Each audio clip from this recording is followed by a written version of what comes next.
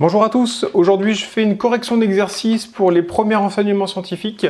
Donc cette vidéo, elle concerne le chapitre sur le son et plus précisément tout ce qui est intensité sonore et niveau sonore. Comme d'habitude, je vous mets en même temps l'exercice qui est à faire. Je vous laisse mettre pause au besoin et essayer de le faire par vous-même. Dans cet exercice, il y a la question 4 qui est bien trop difficile pour du niveau premier enseignement scientifique. Je me suis peut-être un petit peu lâché là-dessus. Je vais la résoudre quand même pour vous montrer un petit peu ce qu'on attend de vous quand vous arriverez en terminale, parce que ça c'est plutôt du niveau terminal. Et à partir de là, vous verrez, ce sera à vous de juger, vous verrez que c'est pas non plus si difficile que ça une fois qu'on a les outils. Alors, je vais commencer donc par résoudre les questions évidemment dans l'ordre, et je vais vous expliquer en même temps la démarche à suivre pour ceux qui auraient éventuellement des difficultés à commencer un exercice. Déjà, ce que je vous conseille de faire dans un exercice à chaque fois, c'est de préciser ce que vous savez. Donc ce que vous savez ici, par exemple, je vais pouvoir le mettre là, je sais que j'ai un appareil ici, du coup, une machine à laver de puissance 3 watts. Ok. Je mets le nom de la grandeur à côté, ça c'est super important. Ça vous permet ensuite, quand vous allez devoir utiliser des formules mathématiques, de savoir que vous avez déjà, quelle grandeur vous avez déjà. Si vous marquez juste que vous avez 3 watts, vous vous en sortirez pas, en fait. Donc ça, c'est une unité de puissance, ok.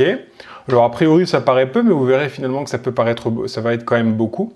Ensuite, première question, calculer l'intensité sonore perçue par une personne située à 3 mètres, puis une personne située à 6 mètres. Donc là, pas très compliqué, il suffit de ressortir son cours au final et de se rappeler que l'intensité sonore, qu'est-ce que c'est? Eh bien, l'intensité, c'est une puissance sur une surface. C'est une puissance surfacique, on appelle ça. Alors, finalement, entre la puissance et l'intensité sonore, il n'y a pas de grande différence, si ce n'est quand même que... Donc là, j'ai la puissance globale de l'appareil, bon, qui peut être intéressante effectivement, mais ici, l'intensité sonore va être beaucoup plus intéressante. Pourquoi ? Eh bien, regardez un petit peu, là, si je dessine avec mes talents de dessinateur une personne en train de parler, quand une personne va parler, hop, on va essayer de faire quelque chose de bien quand même. Quand une personne va parler, le son va se propager dans l'espace. Il va se propager devant la personne, il va se propager au-dessus, en dessous et même derrière. D'ailleurs, tout le monde le sait, hein, quand on parle à quelqu'un, il y a tout à fait des personnes à l'arrière qui pourraient éventuellement entendre. Ce qui fait que du coup, le son va se propager, on va simplifier, selon une sphère.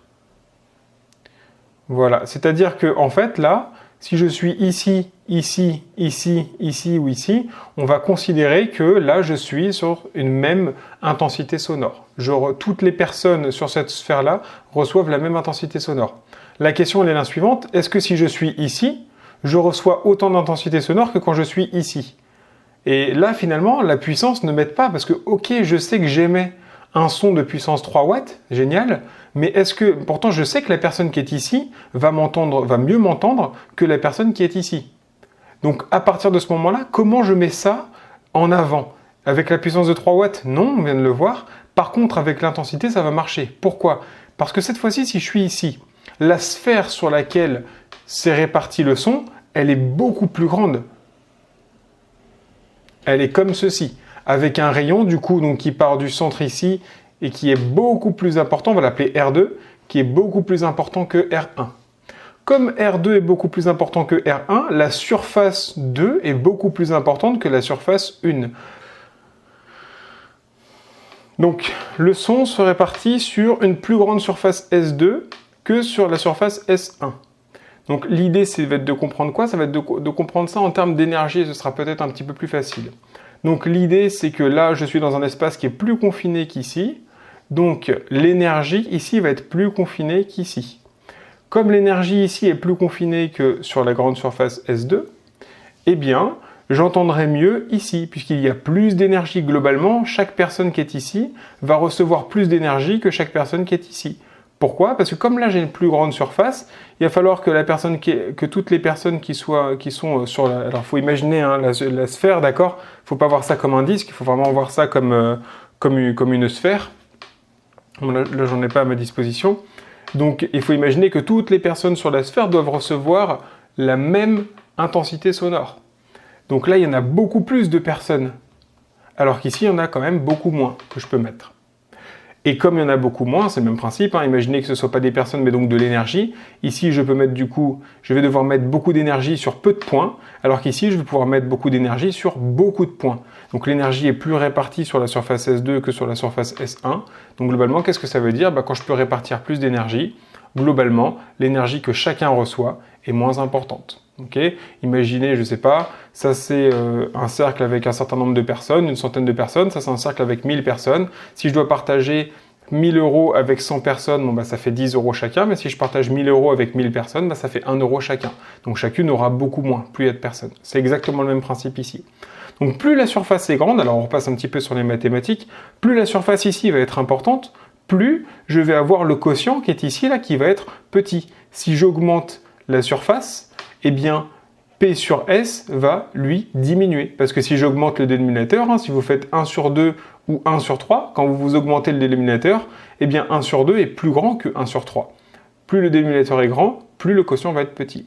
Et donc, si le quotient est petit, l'intensité, de fait, est plus petite aussi. Voilà ce qu'il fallait comprendre déjà dans cette première question, avant de commencer quoi que ce soit, bien sûr. Alors, l'idée maintenant, ça va être tout bête, Je calcule donc l'intensité sonore. Le P, c'était 3 watts. Je ne vais pas encore mettre ce que ça fait, puisque d'abord, il va falloir que je précise. Donc, c'est une sphère. Quelle est la surface d'une sphère? Ça, vous devez le connaître par cœur. 4 pi fois r au carré. Une fois que vous avez ça, c'est terminé. Une fois que j'ai ça, qu'est-ce qu'il faut que je fasse? Donc, là, je fais 3. Je divise par 4 fois pi fois le r au carré. C'est donc 3 dans un cas, 3 au carré dans un cas, et 6 au carré dans l'autre cas. Donc, si on fait tous ces calculs-là, on trouve, je vais noter ça en puissance de 10, ça il faut vous y habituer au cas où ce ne serait pas encore clair pour l'instant, donc 2,65 fois 10 puissance moins 2 watts par mètre carré. Je ne parle pas des chiffres significatifs, là ça n'a pas trop de sens de mettre autant de chiffres là. Donc voilà pour la première intensité que je vais appeler I3 mètres. Et pour I6 mètres, on pourrait se dire, si j'augmente la distance par 2, et bien dans ce cas-là, je vais diviser l'intensité par 2. Mais non, attention, n'oubliez pas que dans la surface, le rayon est au carré. Donc ce ne sera pas une division par 2 cette fois-ci, faites super attention à ça. Ce n'est pas parce que j'augmente la distance ici de 2, que je multiplie la distance par 2, que je divise l'intensité par 2. Donc là, si vous refaites ce calcul-là, vous tombez sur 6,6 fois 10 puissance moins 3. N'oubliez pas les unités watts par mètre carré. Donc, nombre de watts, donc une puissance par unité de surface, qui est une grandeur beaucoup plus intéressante que la simple puissance, et vous l'avez vu pourquoi, je vous l'ai expliqué juste avant. Donc là, vous voyez, quand on va augmenter la distance, quand on va multiplier la distance par 2, on va en fait diviser l'intensité par 4 cette fois-ci. Donc ça a quand même une grosse différence. Alors évidemment, c'est pas dans le cas de l'éloignement que ça va nous intéresser, finalement, c'est dans le cas du rapprochement. Imaginez-vous, vous êtes à un concert, vous êtes à 6 mètres de ce concert, pour l'instant, pas de douleur aux oreilles, rien du tout. Vous vous dites, tiens, et si je me rapprochais de 3 mètres, et bien se rapprocher de 3 mètres dans l'histoire, c'est diviser sa distance par 2, et bien en divisant votre distance par 2, vous multipliez l'intensité sonore que vous allez recevoir par 4. Et là, cette fois-ci, vous pouvez arriver à des lésions de l'oreille. Donc vous voyez que mine de rien, on pourrait croire parfois qu'un simple pas ne changerait pas grand-chose, parce que quand on fait un pas suffisamment grand, c'est quasiment 1 mètre déjà, donc s'approcher de 3 pas peut occasionner des douleurs aux oreilles, peut-être irréversibles après derrière sur les conséquences. Voilà pour cette première question que j'ai traitée de façon très complète, je pense. Deuxième question, on vous demande de calculer le niveau sonore de la machine à laver située à 3 mètres. Donc on se rappelle de la puissance, 3 watts. On se rappelle de l'intensité à 3 mètres. Ce qu'on me demande à 3 mètres, donc 6 mètres ne va pas m'intéresser, c'était 2,65, je vais mettre 2,7 pour simplifier, 2,7 fois 10 puissance moins 2 watts par mètre carré. Et on me demande le niveau sonore. Là c'est pareil, donc ça c'est ce que je sais à gauche, et maintenant il va falloir que je regarde ce que je veux. Et ce que je veux, c'est un niveau sonore grand L qui se traduit par la formule 10 log de I sur I0. Alors qu'on soit bien d'accord, cette formule paraît un petit peu barbare, et finalement, cette notion-là de niveau sonore et cette notion d'intensité sonore sont exactement identiques. C'est-à-dire que le niveau sonore, physiquement parlant, ce n'est rien de plus qu'une intensité sonore. Alors vous allez me dire pourquoi dans ce cas-là on s'embête à nous faire apprendre des niveaux sonores. Pour déjà une première raison, c'est que tous les sonomètres que vous connaissez, et de toute façon à chaque fois qu'on mesure le son dans une pièce par exemple pour savoir si elle est bien isolée, on mesure ce niveau sonore en décibels et c'est le fameux L qu'on mesure. On ne mesure finalement jamais l'intensité. Alors notre appareil va mesurer l'intensité sonore et va la traduire du coup après en décibels par cette formule qui est là. Alors quel intérêt, vous allez me dire? Eh bien l'intérêt, en fait, il est dans les mathématiques, encore une fois. Imaginez-vous que que vous ayez envie de faire donc un graphique, quelque chose de très classique, par exemple, regardez le salaire. Donc on va regarder le nombre de personnes dans une entreprise par rapport à leur salaire. Alors dans une entreprise, on va avoir, on va dire, 3 types de personnes. On va avoir donc les ouvriers. Les ouvriers, ce sont ceux qui généralement sont payés les moins chers, donc plutôt au SMIC, donc avec un salaire qu'on va dire le plus faible, ce qu'on appellera notre salaire minimum de 1000 et quelques euros, de 1000 euros donc, et là on fait un histogramme, quelque chose d'assez grand, un grand bâton comme ça. Maintenant, il y a des gens qui sont payés un peu plus cher, donc il y a 3 types de personnes. La deuxième type de personnes, ça pourrait être éventuellement les cadres. Les cadres, c'est quand même beaucoup mieux payé, ça varie entre 3 et 5 000 euros, on va dire, donc du coup 4 000 euros. Donc si j'essaye de faire ça à l'échelle, là, si je mets mon 1000 euros ici, disons que pour faire bien, 2, 3, 4 000 euros, donc 4 000 euros, je me mets là, j'ai quand même beaucoup moins de cadres, donc forcément, il y aura moins de personnes, voilà. Et maintenant, si je veux représenter, imaginez que l'entreprise que je suis en train de regarder, ce soit une entreprise comme Apple, par exemple. Alors évidemment, j'aurai beaucoup plus de personnes, hein. Faut imaginer ça comme ça. Peut-être d'autres possibilités de nombre de personnes. Mais donc, le salaire du patron d'Apple, c'est quelque chose en millions d'euros. Et là, j'ai un problème dans mon échelle. Mon échelle, elle va de 1000 en 1000. Et le truc, c'est que 1 million, c'est quand même 1000 fois plus que ça. Donc en fait, il faudrait que mon échelle, elle aille à l'autre bout de la feuille et même bien plus loin encore. Alors qu'est-ce qu'on pourrait se dire? On pourrait se dire, bon, bah, il faut que j'écrase un petit peu mon échelle. Je ne vais pas prendre 2 cm pour 1000 euros, mais je vais prendre 0,5 cm pour 1000 euros. Bon, bah pourquoi pas? Sauf que même en faisant ça, vous n'y arriverez toujours pas en fait. Parce que votre échelle ne sera toujours pas conforme. Donc là, vous voyez que ce qui se passe, c'est quand les salaires sont répartis sur des grandes zones, donc de 1000 à des millions d'euros, donc quand il y a des ordres de grandeur qui passent de 10 puissance, ici 3, à 10 puissance 6, je ne peux pas représenter ce genre de choses-là sur un graphique.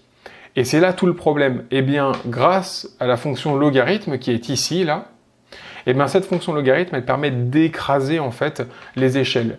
Et finalement, sur une échelle logarithmique, varier d'une unité comme ça, varier de 1, 2, 3, etc., c'est varier de puissance de 10. Donc là, j'ai 10 puissance 1, là, j'ai 10 puissance 2, et là, j'ai 10 puissance 3, sur une même échelle. Et cette fois-ci, donc c'est une échelle logarithmique, elle permet donc du coup, ici, là, imaginez, là, j'ai 9, 8, 7, mais là, j'ai 200, 300, 400, 500, 600, 700, 1000, et là, après, j'ai 2000, 3000, 4000, 5000. Vous voyez que à chaque fois, j'ai la même distance entre chaque point, sauf que dès que je passe le 10 puissance 2, je suis en 10 puissance 2, donc ça fait 100, 200, 300, 400. Dès que j'arrive à 10 puissance 3, tous les chiffres qui vont suivre sont des multiples de 10 puissance 3, donc 2000, 3000, 4000. Après 10 puissance 4, 10 000, 11 000, 10 000, 20 000, 30 000, etc. Voilà du coup tout l'intérêt. Et bien en fait, parce que l'intensité sonore, c'est une puissance surfacique qui peut varier de 10 puissance moins 12 watts par mètre carré. C'est d'ailleurs ce I0. C'est le son le plus faible que vous puissiez percevoir à l'oreille. Et ça peut varier jusqu'à 1 watt par mètre carré, par exemple. Alors évidemment, 1 watt par mètre carré, ça commence à faire très mal aux oreilles.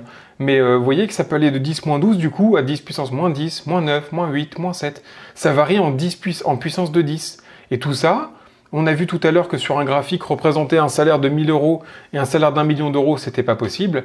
Imaginez représenter un salaire qui varie de 10 puissance moins 12, donc 12 zéros, 12 zéros avant le premier chiffre, et qui va jusqu'à 1 zéro ou même 0, aucun zéro avant le premier chiffre. Et là, finalement, c'est impossible à représenter sur une échelle classique. Donc, on va utiliser le logarithme. Donc, finalement, ça, là, le 10 log, c'est rien de plus qu'un artefact mathématique. Et pourquoi I sur I0? Parce qu'en fait, on compare l'intensité qu'on mesure à l'intensité du plus petit son qu'on puisse entendre, tout simplement. C'est quelque chose qu'on fait assez souvent, comme pour les pourcentages, par exemple.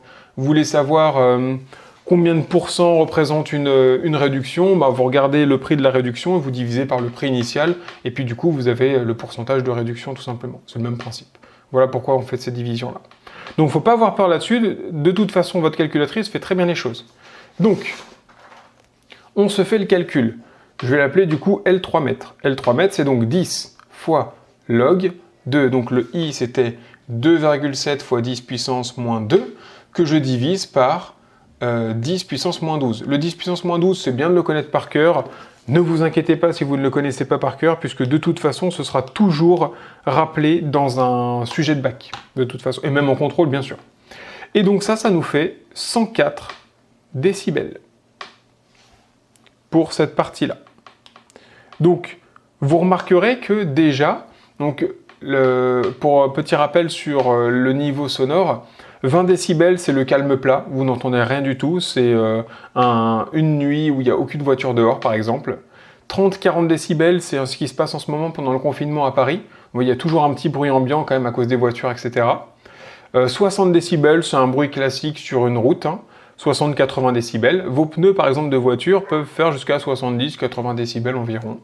Et après, quand on dépasse le 80-90 et là qu'on arrive à 100 décibels, là on commence à arriver dans des niveaux sonores qui sont dangereux pour votre oreille et qui peuvent occasionner des douleurs et surtout des pertes d'audition. Et quand on arrive à plus de 120 décibels, là on arrive sur des décollages de fusées et des explosions. Et là, bon, vous imaginez bien que ce genre de son-là fait que vous brûlerez les tympans tout simplement. C'est pour ça d'ailleurs que quand on fait décoller une fusée, c'est une des raisons, bien sûr, c'est pour ça qu'on ne met jamais personne à côté, il n'y a aucune habitation à côté des lanceurs de fusées. En plus du fait que bon, ce ne serait pas très safe pour les gens qui habiteraient à côté. Voilà pour ça, et donc ça fait donc 104 décibels. Donc deuxième question, et donc ce son évidemment considéré comme fort et même dangereux. Vous imaginez bien que finalement là dans la puissance sonore, la puissance de la machine à laver, c'était 3 watts. Tout à l'heure, rappelez-vous de ça. 3 watts, ça paraît très peu. Une ampoule, c'est 60 watts, pour vous rappeler un petit peu la puissance. Eh bien, un son de 3 watts, c'est quand même quelque chose qui peut vous détruire l'oreille, si vous êtes à 3 mètres de ce son. Donc, attention à faire un peu la part des choses, c'est jamais évident. Les puissances pour les ondes sonores, c'est vraiment des choses... Quand on voit une enceinte avec de 1 watt, c'est déjà très très bien du coup, au final. Donc voilà pour cette deuxième question. Troisième question, on vous demande de calculer le niveau sonore de 2 machines de même intensité. Alors là, qu'est-ce qui va se passer? Moi je me dis, je suis un élève classique qui n'a pas encore trop bien compris tout ça. On me demande, j'ai 2 machines à laver. Si j'ai 2 machines à laver, je prends le niveau sonore de ma première machine à laver, je prends le niveau sonore de cette même machine à laver parce qu'il y en a 2, je les additionne ensemble et ça fait 208 décibels. 208 décibels, c'est le genre de son qu'on n'est pas capable de produire sur Terre. C'est, juste pour vous rappeler, 140 décibels, c'est une explosion. Donc voilà, c'est quasiment le maximum qu'on soit capable de faire. Donc 208 décibels, là vous arrivez sur des sons qui sont complètement inhumains. Donc finalement, on se dit, bon, ok, ma machine à laver, elle est quand même sacrément forte parce qu'elle me détruit le tympan juste à elle toute seule, mais quand même, 2 machines à laver ensemble, si j'ai 2 marteaux-piqûres l'un à côté de l'autre, est-ce que pour autant, j'ai l'impression que le son est 2 fois plus fort? Finalement, non. Alors, l'addition, vous n'additionnez jamais des niveaux sonores, n'additionnez jamais les L là, jamais de niveau sonore. Pourquoi? À cause du logarithme. En fait, il n'y a plus de proportionnalité avec les niveaux sonores. Le logarithme écrase cette proportionnalité. C'est d'ailleurs pour ça que je vous ai montré tout à l'heure les échelles. Vous voyez, là, une unité, c'était 1. Ici, une unité, c'est 10. Ici, une unité, c'est 100. C'est 1000, pardon, excusez-moi. Et là, c'était 100. Donc, ici, c'est 10. Donc 10 pour une unité, ici 100 pour une unité, ici 1000 pour une unité. Vous voyez qu'il n'y a pas du tout de proportionnalité.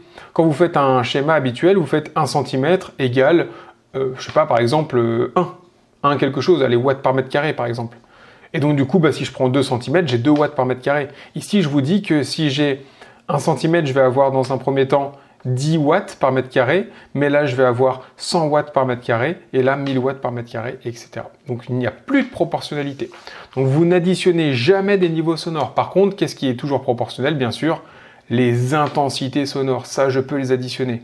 Donc le I de 2 machines, c'est égal à I 3 mètres plus I 3 mètres. Donc j'additionne les deux parce que j'ai 2 machines identiques qui sont à la même distance de moi. Et là, quand on additionne les deux, on fait un 2 fois 2,7 fois 10 puissance moins 2, bien sûr. Et donc ça nous fait du 5,4 fois 10 puissance moins 2 watts par mètre carré. N'oubliez pas les unités, super important. Donc on additionne les intensités sonores et non pas les niveaux sonores. Par contre, une fois que j'ai fait ça, là c'est bon maintenant. Une fois que j'ai fait ça, je peux calculer le niveau sonore de 2 machines. Et pour ça, toujours pareil, 10 fois log de 5,4 fois 10 puissance moins 2 que je divise par 10 puissance moins 12. Et ça nous fait 107 décibels. Alors là, c'est un résultat qui est très intéressant. Déjà pour la première chose. Est-ce que doubler l'intensité sonore a doublé le niveau sonore? Bien sûr que non. Par contre, vous pourrez retenir que doubler, je vais même l'écrire, doubler l'intensité sonore, c'est une règle qui est super importante. Doubler l'intensité sonore, ça vous permettra en fait d'aller plus vite. Ça augmente de plus 3 décibels le niveau sonore. Si je double l'intensité sonore, j'augmente de 3 décibels le niveau sonore. À chaque fois. Si j'ai 2 fois, ça aurait pu être n'importe quel autre chiffre ici, j'aurais augmenté mon niveau sonore de 3 décibels. Donc vous voyez qu'il n'y a pas de proportionnalité. Donc c'est-à-dire que si je passe de 2 machines à 4 machines, eh bien je vais passer de 107 à 110 décibels. Vous voyez, j'ai encore doublé mon nombre, donc je suis passé de 2 à 4, mais je suis à 110 décibels. Attention à ça. Voilà pour cette question 3, donc qui est pour l'instant une question qui est encore de votre niveau, largement bien sûr. Maintenant, on arrive sur la question 4 qui dépasse votre niveau quand même. Alors pourquoi il dépasse votre niveau? Parce qu'il va faire intervenir 2 propriétés mathématiques de la fonction logarithme que je vais vous présenter là et qui ne sont pas au programme pour l'instant. Alors c'est une notion qui va être au programme pour les terminales qui feront spé maths, ça c'est sûr et certain, et aussi pour ceux qui feront spé physique. Par contre, évidemment, pour vous actuellement, ce n'est pas utile. Mais c'est quand même bien pour cela de faire cette question-là. Pour les autres, n'hésitez pas à passer cette partie-là qui risque peut-être de nuire aux propos que je vais tenir pour la question 5 et de vous faire croire que ça devient difficile alors que pas du tout pour la question 5. La question, elle est la suivante. Combien de machines sont nécessaires pour doubler le niveau sonore? Cette fois-ci, qu'est-ce que je veux? Je veux trouver un L que je vais appeler L' qui soit égal à 2 fois le L de tout à l'heure. Alors peu importe d'ailleurs le L de tout à l'heure ou pas, je vais faire un travail général, je vais supposer que je ne connais pas le L, mais je veux en gros un nouveau niveau sonore qui soit 2 fois plus grand que l'ancien. Ok. Alors on l'a dit, encore une fois, ça ne s'additionne pas cela. Donc il va falloir faire quoi? Je sais que moi, ce qui s'additionne, ce sont les intensités sonores. Moi, ce que je peux faire, c'est si j'ai 2 machines, ça fait 2i. Si j'ai 3 machines, ça fait 3i. Si j'ai 10 machines, ça fait 10i. Si j'ai n machines, ça fait ni. Donc si ça fait ni pour n machines, ça serait peut-être intéressant. N, ça pourrait être mon inconnu. Et moi, je cherche le nombre de machines. Elles sont toutes identiques, bien sûr, sinon ça devient vraiment compliqué quand même. Donc je cherche un nombre de machines pour avoir à la fin un niveau sonore de 2L. Bon, on est parti. Et L' va être égal à quoi? Donc va être égal à 2L, qui va être égal à 10 log de n fois i sur i0. Donc je cherche un nombre de machines inconnu pour avoir un niveau sonore à la fin de 2L. Donc vous remarquerez tout de suite, normalement, que le ni, le n qui est ici, c'est ce que je vais chercher, justement. Alors comment ça va marcher? Alors regardez bien, il va falloir que je sorte ce n. Pour ça, 2 propriétés super importantes. Logarithme de a fois b, c'est égal à logarithme de a plus logarithme de b. Voilà pour la première propriété. Deuxième propriété super importante, et celle-là c'est évidemment la propriété essentielle pour qu'on puisse s'en sortir, c'est que quand vous avez logarithme de a qui est égal à 2 par exemple, eh bien a sera donc égal à 10 puissance 2. Quand vous voulez vous débarrasser du logarithme, vous passez à la puissance de 10. Même principe, rappelez-vous, quand vous avez x au carré égale 4, et bien dans ce cas-là, x égale 2. Vous faites quoi? Vous passez ou moins 2. Vous passez à la racine ici, vous passez à la racine ici. Ok? Parce que la fonction racine va, en fait, en quelque sorte, annuler la fonction carré. Et bien la fonction 10 puissance est une fonction qui va annuler la fonction logarithme. Donc ces 2 propriétés finalement qui ne sont pas au programme sont celles qui rendent l'exercice un petit peu plus difficile. Donc maintenant qu'on en est là, qu'est-ce qu'on va faire? Alors on va essayer d'être astucieux, puisque c'est moi qui corrige ça et que comme ça dépasse un petit peu votre niveau, je vais la résoudre évidemment de la façon la plus jolie possible, mais il y a une deuxième façon de résoudre ça, de façon un peu plus brutale, mais je vais vous montrer comment on fait ça de façon plus subtile. Donc 2L, c'est égal à quoi? Et si je me disais que petit n là, si celui-là, je l'appelais A. Et si I sur I0, je l'appelais B. Du coup, je reconnais la log de A fois B. Log de A fois B. Je peux séparer les logarithmes. Donc en fait, ça fait 10. Attention, n'oubliez pas le 10 qui est en facteur. 10 log de n plus log de B, donc I sur I0. Maintenant, je vais distribuer mon 10. Ça fait 10 log de n plus 10 log de I sur I0. Alors là, c'est génial parce que si vous avez remarqué un petit peu, ce terme qui est ici, là, ça nous fait penser à quoi? C'est le terme initial, en fait. C'est ce qu'on avait cherché à la question d'avant.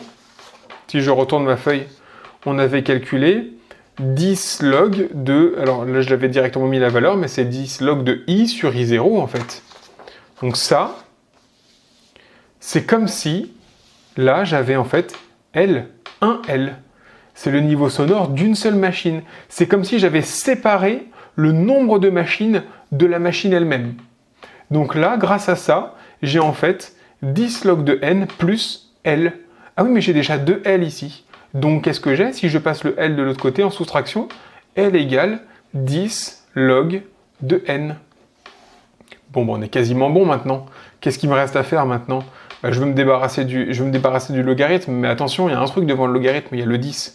Je vais le passer de l'autre côté, il est en multiplication. Donc ça me fait L sur 10 égale log de n. Et maintenant, comment j'ai dit qu'on se débarrassait du logarithme tout à l'heure? En passant à la puissance de 10. Donc je vais avoir n égale 10 puissance L sur 10. Et voilà. Et ça, c'est une formule qui est très générale. Pour doubler un niveau sonore, vous devez prendre un nombre d'instruments, de machines, bref, de trucs qui fait du bruit, égal à 10 puissance le niveau sonore divisé par 10. Donc là, tout à l'heure, j'avais 104 décibels, on se rappelle? 104 décibels, je remplace.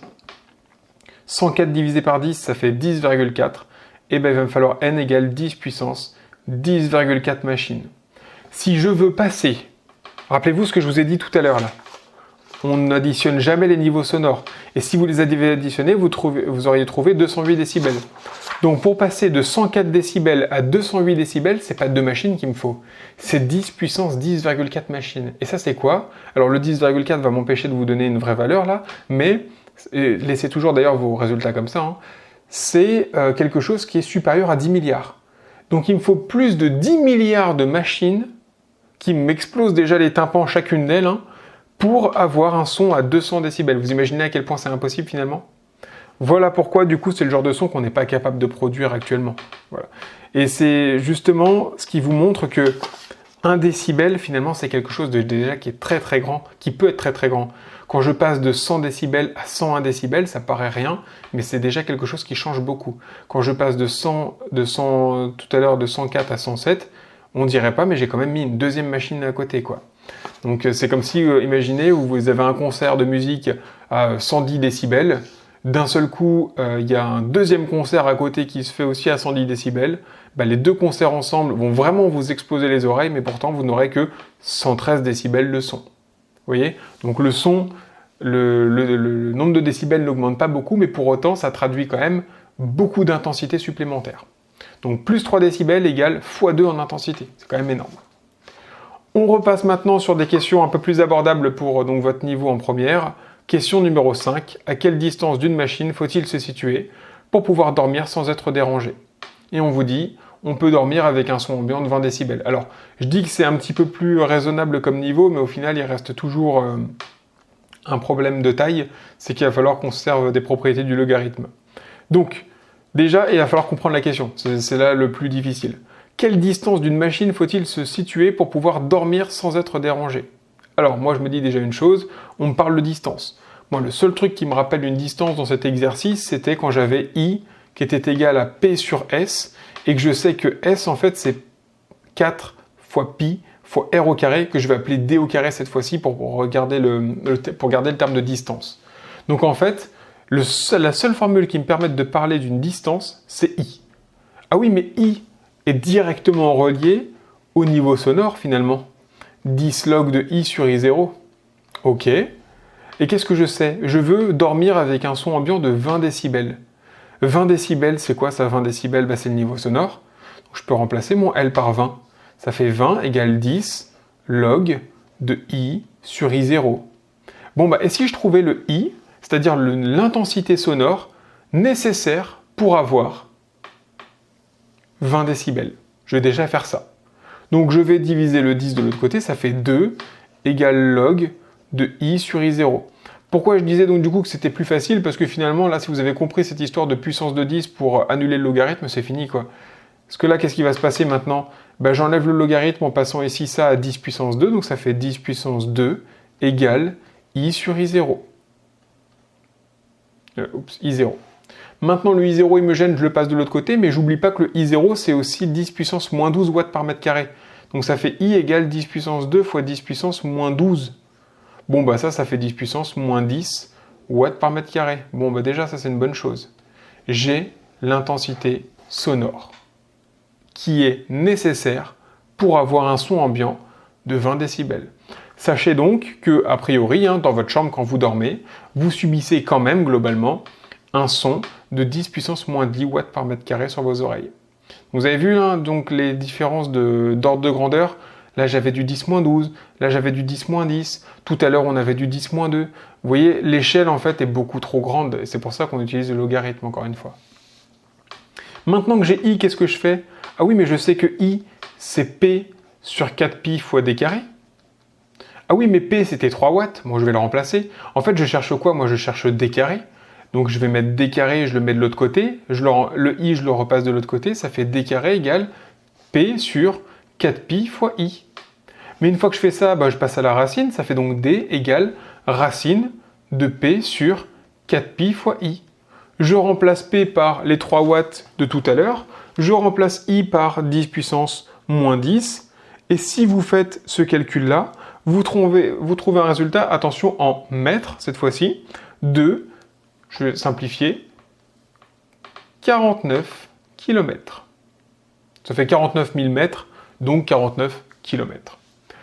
Qu'on soit bien d'accord, dans une maison, est-ce qu'on a vraiment 49 km entre notre machine à laver et nous? Je ne crois pas, à moins que vous ayez quand même une très très très grande maison, mais même avec ça, ça risque d'être compliqué.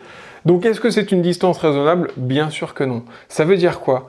Ça veut dire que si vous voulez vous coucher, imaginez que vous habitiez à côté d'un concert, si vous faites un concert à 100 décibels en plein air, a priori, si on suppose qu'il n'y ait pas d'atténuation quelconque, aucun mur, rien du tout, il faudra vous placer à 49 km de lui pour enfin ne plus pouvoir dormir avec un son de 20 décibels. Voilà pour cette vidéo, j'espère que ça a été assez clair. En tout cas, sachez que ce sont les seules questions que vous devez savoir faire au niveau premier enseignement scientifique. Alors bien sûr, je suis allé plus loin, mais si vous savez faire plus, qui peut le plus peut le moins, évidemment. Donc c'est l'exercice sur le niveau sonore, bateau, c'est-à-dire très classique, rien de plus compliqué à faire, et j'ai envie de dire aussi en même temps, rien de plus simple, d'accord? Parce qu'il n'y a pas vraiment de difficulté sur ce genre d'exercice, on ne peut pas augmenter les difficultés, on vous demandera toujours les mêmes choses quasiment. Voilà, je vous remercie pour votre attention.